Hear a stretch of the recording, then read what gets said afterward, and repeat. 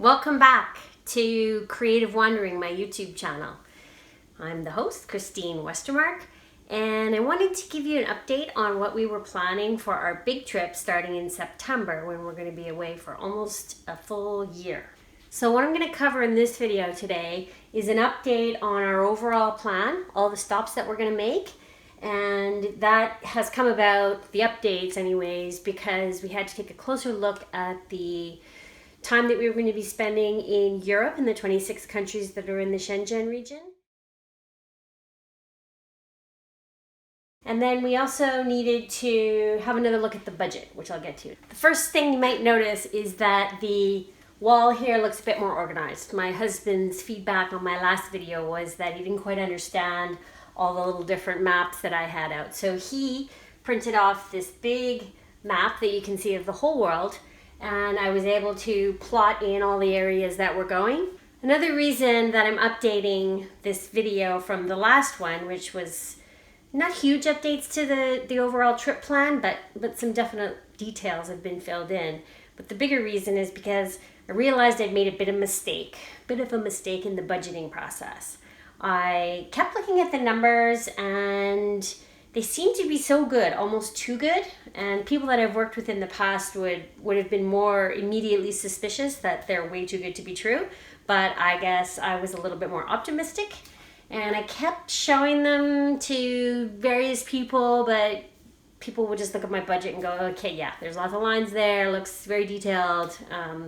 Not too concerned about asking you too many questions. I'm sure you have it under control. Some other travel vloggers, some other families that were on the road, and they were giving an overview of what a year cost and kind of the different ways that they were traveling. And I started to look at mine, and then I noticed the glaring error. But first, let me just give you a 10,000 foot overview. We're gonna start here in Vancouver, drive to Calgary, and then fly to the UK, to London specifically. That'll be 7,000 kilometers. And then on the same day, we'll drop down into Barcelona, where we've booked our first 2-month stay in a lovely apartment. We've got the address now. We are super close to the best beach in Barcelona. We're gonna be there for 2 months. The update is we were gonna head down to Tenerife, into the Canary Islands. And instead, we're gonna take that out of the plan altogether, and we're gonna head straight down to Morocco. There's a bunch of great things I wanna see here. What we've added to the plan is we're gonna go 4,800 kilometers over to Egypt, into Cairo, do a bunch of stuff in Egypt, and we're gonna go to Petra in Jordan. And I have a really cool place that I wanna stay, and I'll show you guys the link.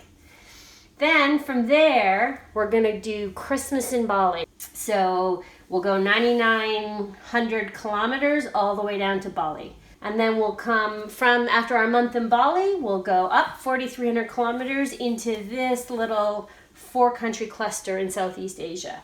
How we do those 4 countries, in which order and all of that isn't quite decided yet. But the big thing I wanna do, which is the number one on most lists, is to do Angkor Wat in Cambodia.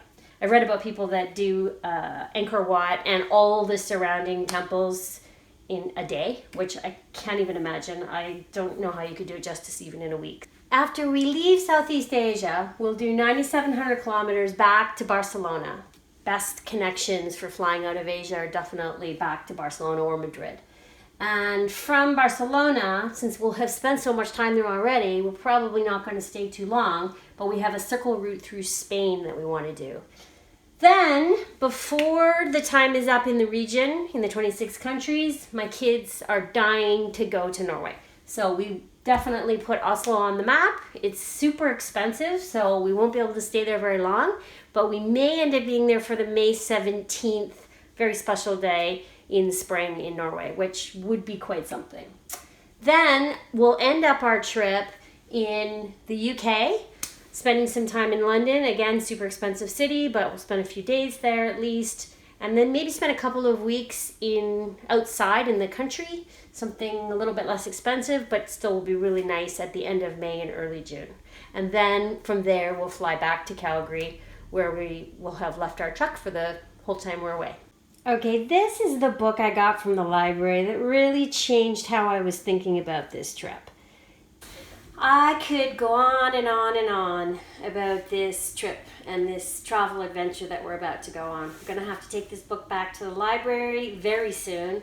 Otherwise, we're going to end up going to Australia and South America, which is definitely beyond the scope of this trip, both financially and just amount of time.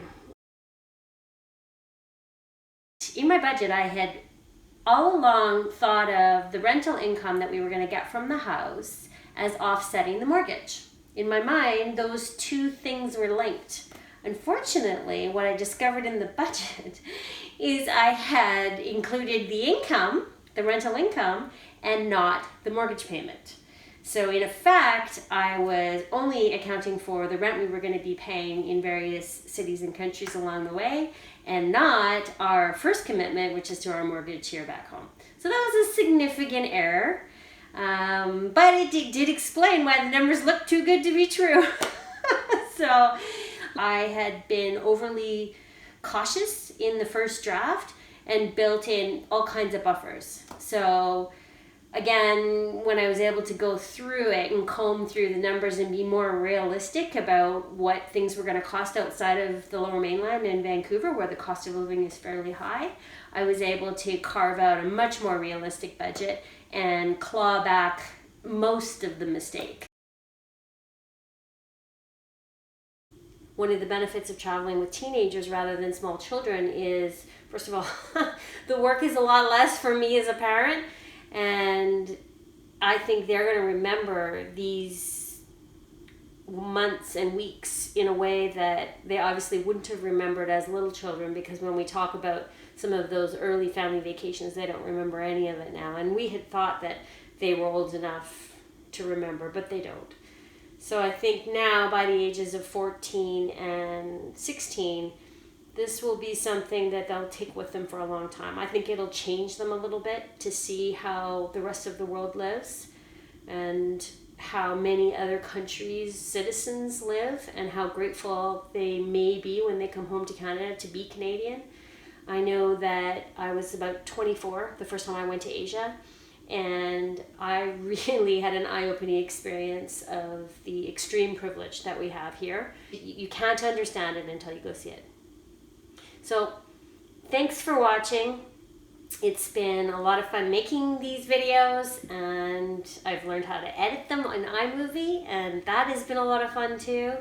And if you've already subscribed, thank you so much. And if you haven't, please do. It helps other people find the videos. And I know that from the casual conversations that I've had with people, strangers even in shops and places that we've been in the last few weeks, when we talk about this trip, it's a very interesting topic and people get quite excited even if they don't know us. So it'd be great to help these videos get out there and see if anyone else finds value in them. Thanks for watching. See you next time.